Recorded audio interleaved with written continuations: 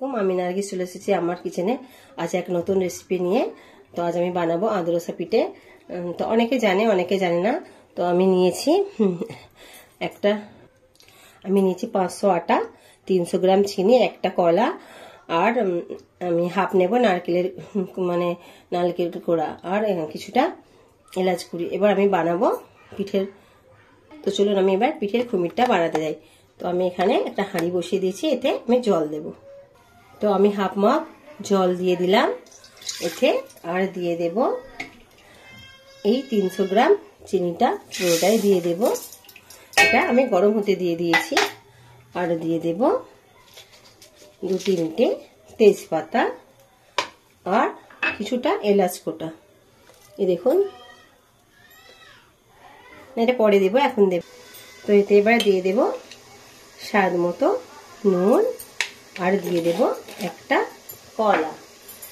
এই পিঠের এই বিশেষত্বটা একটা আছে, এর মধ্যে পাকা কলা আর নারকেল দিয়ে করতে হয়। তো আমি দিয়ে দিলাম এই পাকা কলাটার মধ্যে। এবার এটা ফুটবে। তো দেখুন, এই কলাটাকে এর মধ্যে ভেঙে দিয়েছি, দিয়ে এখনো চিনি জলটা ফুটছে। এটা একটু আঠালো মতো হয়ে যাবে, হয়ে গেলে আমি এর মধ্যে চালের গুঁড়ি ঢেলে দেবো।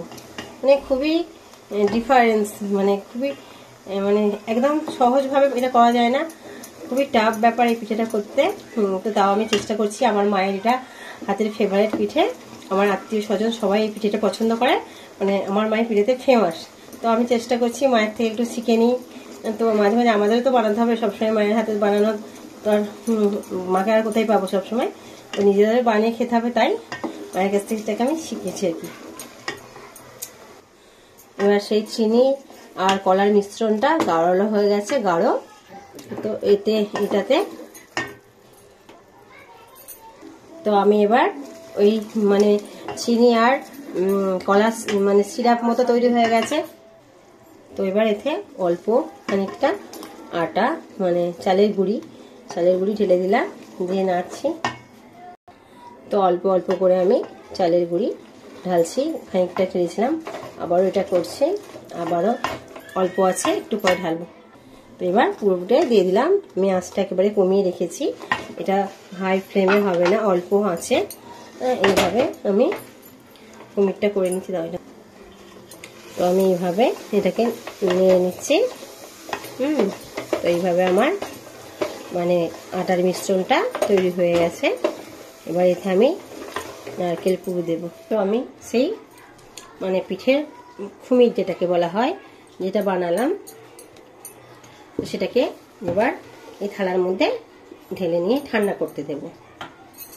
এবার আমি কলা আর নারকেল দিয়ে পুরটা করে নিয়েছি, আর অল্প কয়েকটা লেচি কেটে এইভাবে চাপড়ে চাপড়ে নিয়েছি।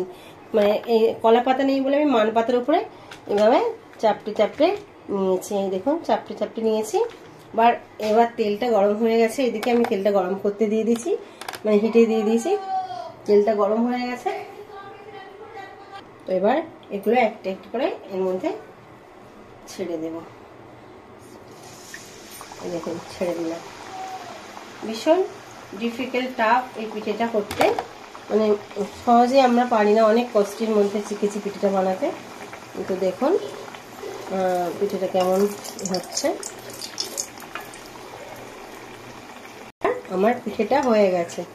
এবার এটাকে ছেঁকে তুলে নিতে হবে। একটু বেশি লাল হয়ে গেছে, যেহেতু আমি সর্ষের তেল দিয়ে করেছি, সাদা তেল হলে ভালো হতো।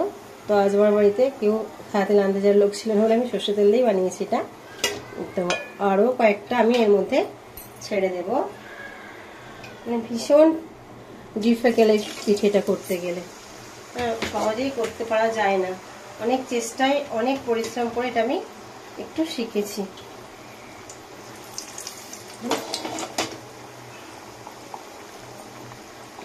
তো এগুলো আমি উল্টে পাল্টে দিয়েছি। তো হয়ে গেছে, আমি এইভাবে পিঠেগুলো বানিয়ে নেব। দারুণ টেস্টি, দারুণ সুস্বাদু খেতে।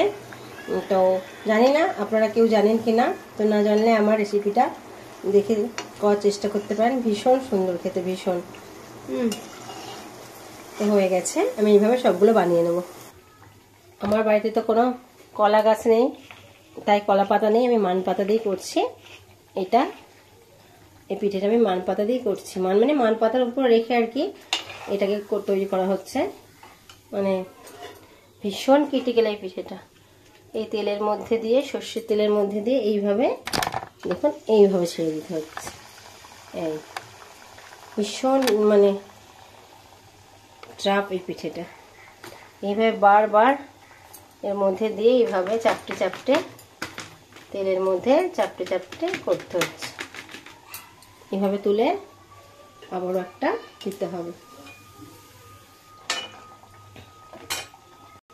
তো আমার পিঠেটা একেবারে রেডি হয়ে গেছে। আপনার যদি আমার এই পিঠেটা ভালো লাগে তো আমার চ্যানেলে লাইক করুন, শেয়ার করুন, আর কমেন্ট বক্সে জানাবেন কেমন হয়েছে। আর নতুন কেউ হয়ে থাকলে আমার চ্যানেলটা সাবস্ক্রাইব করে দেবেন। তো আবারও বলছি, পিঠেটা দারুণ টেস্টি আর প্রচণ্ড মানে কি বলবো, মানে এই পিঠেটা সহজে করাই যায় না।